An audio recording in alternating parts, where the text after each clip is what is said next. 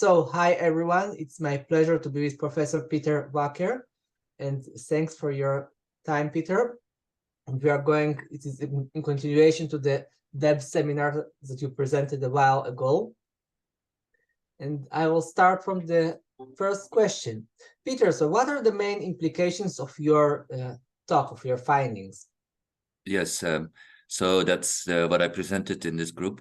And I think the main implication for decision from experience for this group is that it would be good if there are more connections between the ambiguity theories in economics and the decision from experience studies in psychology. You know, in economics, ambiguity means unknown probability. That's a popular central topic, one of the most central in economics nowadays. There are many theoretical papers, also empirical studies, how people treat unknown probabilities differently than known probabilities. And at the same time, decision from experience in psychology is in fact, subject really don't know probabilities. It is unknown probabilities. So almost all the papers in decision from experience, if they use a theory to analyze the data, they use a theory for risk, for known probabilities, mostly prospect theory and mostly to falsify it. But this is unknown probabilities. So how people have attitudes towards that is important. So in that sense, decision from experience can benefit much from using ambiguity models from economics. It's also the other way around. Decision from experience gives an ocean of findings and insights into ambiguity attitudes, in fact. Maybe that the inverse S shape is less or more pronounced, or the other way around. Well, one can debate that. But and it's a beautiful paradigm, getting more or less, if people sample more, the ambiguity reduces, as economists would say it. So this is an ocean of valuable empirical findings that would also be good for the ambiguity people in economics to take, to look more into. So in that sense, it will be a two-way benefit if these fields are more connected. And if time allows, I can say a little bit more. Sure.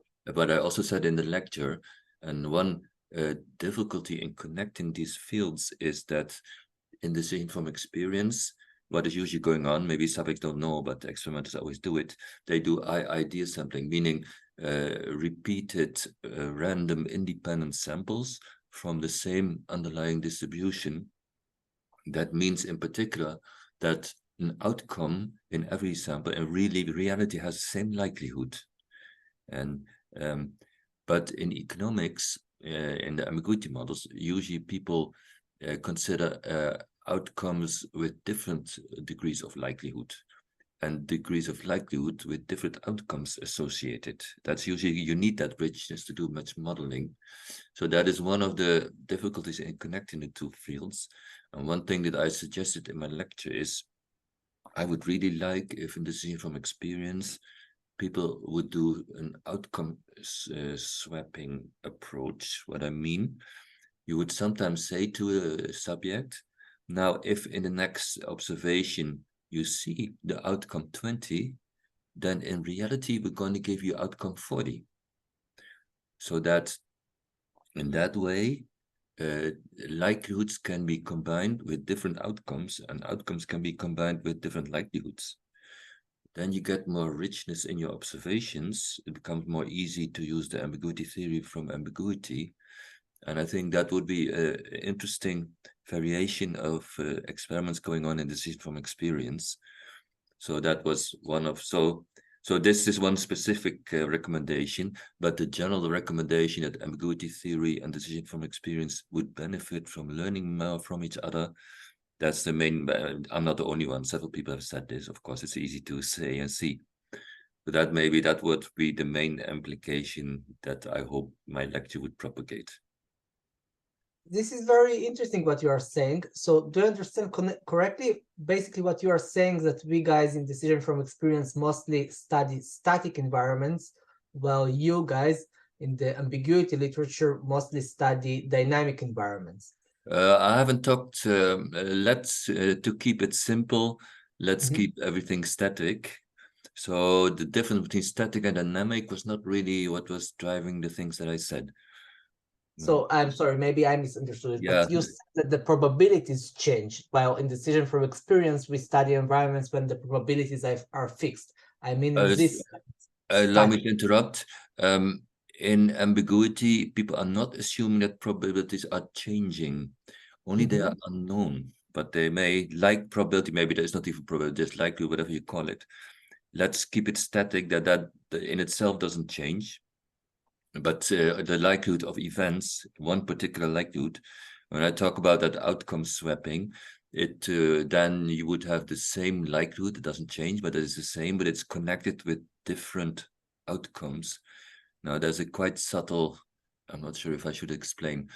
Even maybe you think I'm telling you I'm talking about static decisions, and you tell me, well, you're talking about several decisions, the same likelihood with different outcomes. That must be progression in time. And a quite subtle thing in decision theory is that you are talking about maybe many decisions, but you have in mind that only one decision is the real decision. And this is sort of thought experiments or whatever, it's like, but this is a bit of a subtle point. Maybe it's a bit hard to explain now. But surely, and I understand that this is can be confusing to listeners, also to you a bit. But it was surely, I did not want to bring in any dynamic thing. I see.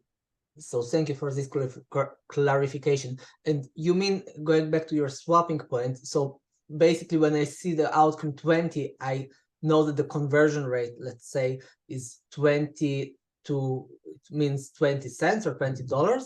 And in another trial, the 20 means 40 cents or $40 or whatever. This is what you mean by Exactly. swapping.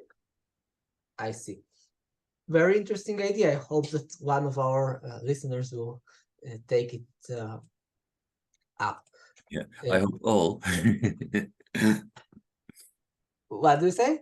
You said you hope that one listener will take it up. I said I hope that all listeners will take it up. Oh, It was a correction. you see, you are more optimistic than me. Yeah. Okay. So my next question is talking generally about our field. What is, in your opinion, the most pressing issue in social science today? Yeah, I think I'm not very broad in social sciences. I'm more of a side figure, and I come from mathematics and things. So in that sense, I'm not the most informed person to say much about it. But everybody can understand that, for instance, the influence of artificial intelligence. Now we have ChatGPT, that there's this for everything of mankind and also for social sciences. This is, of course, a big issue and maybe pressing. How can we handle it? How can we benefit from it? What maybe drawbacks of it? Maybe nowadays, if you don't write the paper yourself, but you let ChatGPT write it for you. So how can you judge the homework of students? How can you judge research? Who should have? Those are many questions coming up. And that's for all of mankind and all for social science, one of the many pressing and interesting things going on.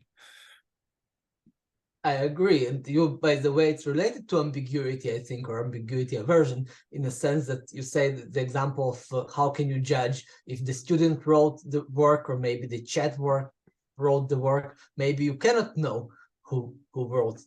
Yeah, but maybe it is the skill in the future should not be that you write your own paper, but it should be that you use ChatGPT in the best way, or whatever comes in the future, in the best way to get good results. It's a sort of a general tendency that I also notice in my teaching.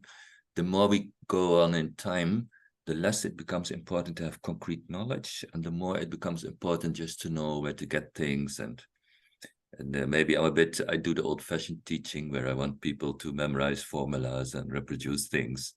And every generation of students getting weaker and weaker in that.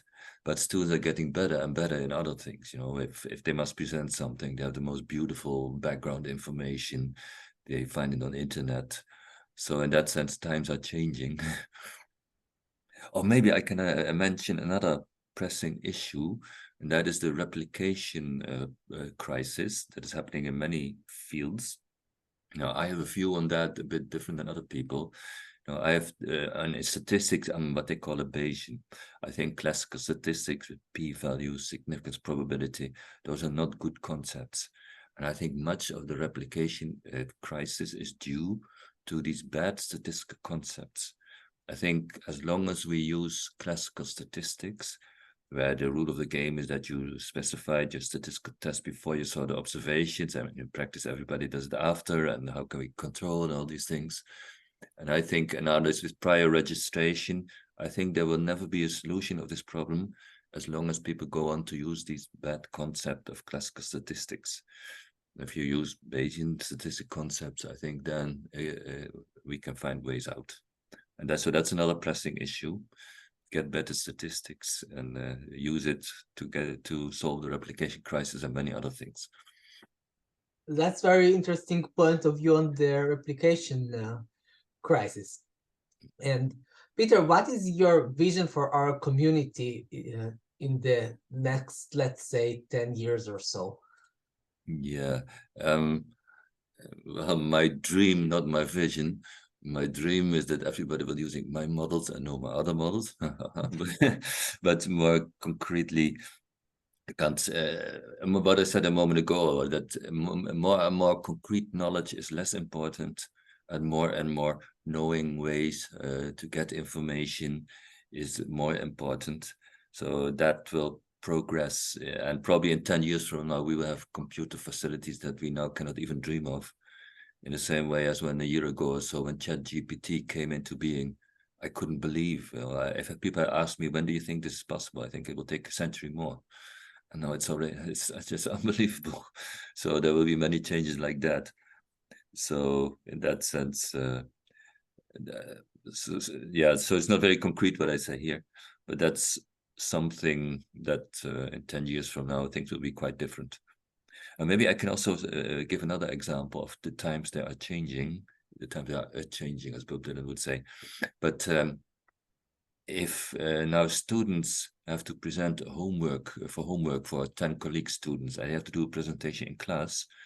These presentations are usually of higher quality than the presentation of researchers in conferences. And the reason is the more the generation, just the students, they know much better where to get the information, where to get the nice figures. They're much more advanced in those things than my generation. So that's another sign of things changing and things being different in 10 years from now than today. That's very interesting point. So basically what you're saying, or in a sense, maybe suggest, I don't, not sure, but maybe using more flipped classrooms when the students present more of the material, and then it also allows them to learn the material, and also if they are presenting better than us already, it can be beneficial for them as well. Yeah, that's, I'm not sure, more or less by coincidence, maybe you're referring, like in my teaching, about 2 or 3 years ago, I sort of changed. I do now many recordings of the theory explanations. And that's, and then in class, I let more the students present and discuss these things. Yes, this was. And I think it's much better than teaching in the past. That's one of these many things in which new technologies improve everything of mankind and also teaching. And I find it beautiful, fascinating that we can do this now. And it's indeed, in teaching, it's more that students are presenting now than me. That's interesting. And tell me, please, what is, in your opinion, the most impressive finding during the last 10 years? Obviously, you can quote your works as well. Yeah, but I'm afraid it will not qualify. Actually, it doesn't come easily to my mind. The last 10 years, what was a really path-breaking new contribution, nothing concrete comes to my mind there.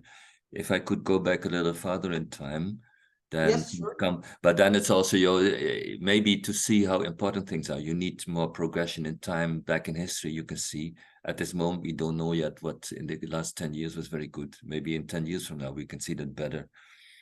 And maybe I could mention one paper. Just well, one thing is most of my work and my thinking is theoretically oriented, and this community of decision from is not so much so. So with one paper I can tell about now is 15 years ago. So if you give me 5 years leeway, then Sure. And it was a paper by Joe Halpern and Chu.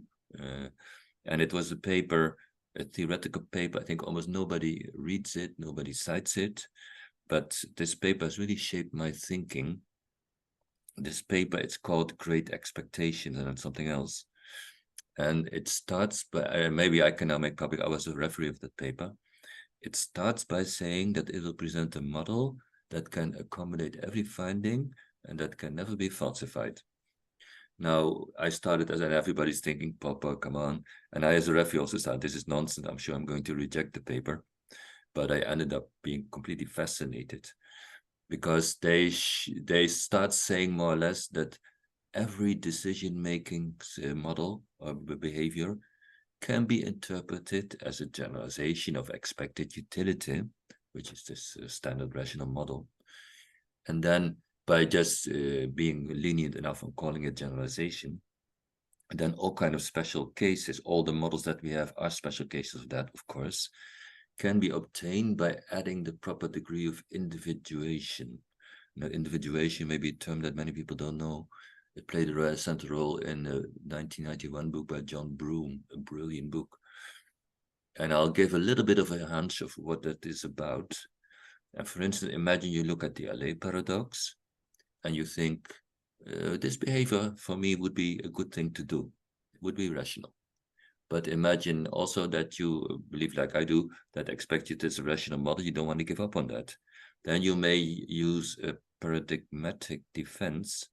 You may say, well, this is not really a violation of expected utility because that outcome 0 here should be taken as a different outcome than the outcome 0 there. The outcome 0 here, you just have 0 and your life is fine and everything. But the outcome 0 there, not only you have 0, but all the rest of your life, your friends will be laughing at you because you missed out on $1 million because of your choice. So you can, it becomes a bit circular then, but then the rule of the game should be specified. To what extent are you allowed to consider particular things to be different in the individuate them? And to what extent should you say these things, I treat them as the same? This is maybe a little bit vague, but I hope that listeners can get a little bit of the gist of the idea. And so then this Chu and Halpern paper, they show that every model can be considered to be a special case of their model with the proper degree of individuation added. And this has really shaped my thinking. For every model that I see, I think, oh, this is individuation so and so of the Chu and Halpern paper model. And then I also think of John Broome, who had beautiful discussions of this concept also. So this is really deep in my thinking. And it's a paper, maybe nobody ever cited it, nobody know it wasn't the theory and decision.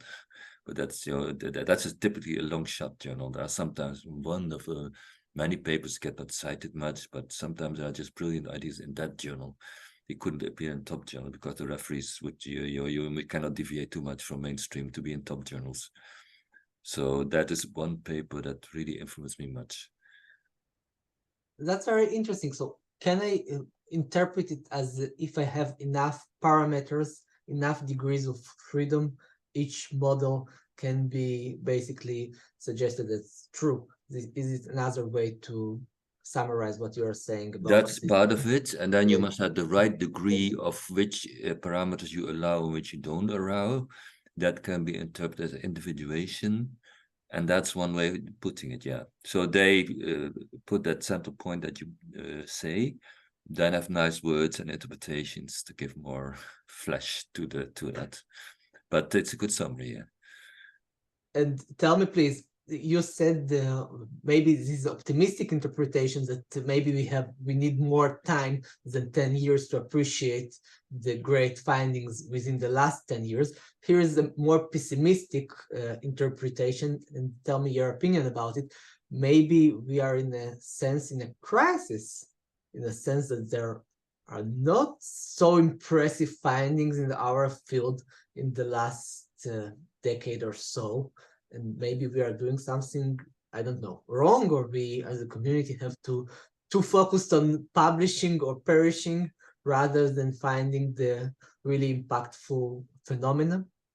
That can be, And now every colleague in my field will now turn into my enemy if I say it. May be a little bit that more or less by coincidence there are not very strong people in the field today, and but maybe also the strong people we don't reckon. Well, actually, like in my field, ambiguity, there's Massimo Marinacci. He's the leader. He's the main person pushing many models. So that's a strong leader of the field. But in the 1970s, there were a few psychologists, Luz, Sapes, Tversky. It was a marvelous generation. And Tversky died too soon, and a leader in the field was lost and is missed, clearly missed. So it can be also sometimes when a new Nobel Prize in economics come, then people say, yeah, the first 10 or 15 years, there were great economists to give the Nobel Prize to, but then all the great economists had gotten the Nobel Prize. So now we have to give them to lesser persons. So that's, yeah, but it's actually, what do I, anyway, so that's about the last 10 years, but also maybe in a few years from now, we can see better, and that these were the leading figures and the figures who had the great contribution. One great contribution, you won't mind me mentioning, your friend Ido Erev. I think this decision from experience, he initiated, but that was already 20 years ago, right? So not 10 years ago. And that was also a great innovation that brought many new things. I think Ido, there were other people, but in my feeling, it's always Ido who really pushed it at first. One can debate that, but I'm really happy to hear that. So basically, I can summarize that one of your advices to the young scholars is to go more to the gym to become stronger. And what other advices do you have for young scholars? It was obviously a joke. yeah, it's a few things I guess for young scholars. One thing is that in the early stage of your career, when you're a postdoc or a tenure track, or maybe a PhD student, it's not important to go to the place that you like a lot, where you're happy or whatever. That stage, you really should build up your career. You should go to the place that gives you the best CV in the long run. So it's a few years, maybe unpleasant, but work hard. So you get a good CV. And then after a few years, when you have good publications, then you can think about which place would I like to go, which is a nice place to live, and maybe think about other things in life. So the first few years, work, sound a bit cliche, but work hard and don't care about, care primarily about getting good publication record. That's one thing I tell young people. Another thing I'd say, maybe mostly PhD students, when you start your research, when you write your PhD thesis, maybe don't try to do it on path-breaking revolutionary things, but do it on somewhat smaller, more routine things. And the reason is that there are many things in the academic world that you need to know to have a career that you simply cannot know beforehand. That depends on how should you write the introduction, how new should you be, how long should the paper be. These are conventions that you have to learn. And if immediately you start your research with your most brilliant idea, you may lose it simply because you didn't know the rules of the game of academia. So my advice is that in the beginning, you do more often topics suggested by your supervisor, and then maybe you feel a bit depressed. You think, oh, I'm just adding a small detail to so-and-so. That's not the kind of research that I was dreaming of, because every young researcher is thinking Einstein and all these things. That would be quite cool. But so in the PhD research, do a little bit of a modest routine job to learn just the rules of the game of academia. That's what PhD is still learning. You're learning how to do, and then your brilliant, good ideas come a bit after that. So that's another advice. And a third suggestion, if I can say some more, is about diversification. It depends much. Some people like to all their life work on one topic and specialize in that. And other people like every 5 years to change and go to a new field. And it depends on people. But I can tell my diversification strategy that I think is not so bad. It is kind of from the beginning of my career, I decided I will specialize on uncertainty, especially the Savage 54 book that model all its generalizations. I will all my life, and I think also for normative rationality, I think it's the right model. So I think mankind will benefit from. So I have all kind of ambitions. So I decided all my life I will work on that, always trying to get deeper and deeper. But at the same time, I do all kind of side projects. Some each time some different things. I even have a paper on family therapy, 2 papers fact. So all kind of different intertemporal choice, of course, and experiments and tests. So I also keep on doing find a new thing that I see to have also diversification. So in that sense, I combine specialization and diversification. And I think maybe for many people that may not be a bad strategy. So that's another thing that I could suggest. Thank you. This is great suggestions for young listeners, me included. I prefer to think about myself as a young school. And tell me, please, what book would you recommend all of us to read? Yeah, it's I'm more theoretically oriented, so the big passions are theoretical book. And for the listeners in the decision from experience field, which is more empirically oriented, this may be less relevant. But my all-time favorite book in research, and I think the best contribution to all of our field, is the Savage 54 book. There was a book in which he gave axioms, normative justification of expected utility. The first half of his book, the second half of his book is not so good, but the first half has that, and every detail of it is brilliant. And it was so path-breaking, and still people are working on variations of that. So that's the greatest contribution I ever read. Then another, maybe if I may mention a paper instead of a book, the second greatest contribution in all of our field is, I think, a Tversky-Kahneman 81 paper in Science. So they have this famous most cited paper in 79 in Econometrica, but I think the Science paper is quite better. That Science also, they told me they work more than a year full time on just writing and rewriting. Once Daniel Kahneman told me Amos never stopped rewriting that paper. He was young, he was already successful, and he wanted to show his muscles, and he quite did so.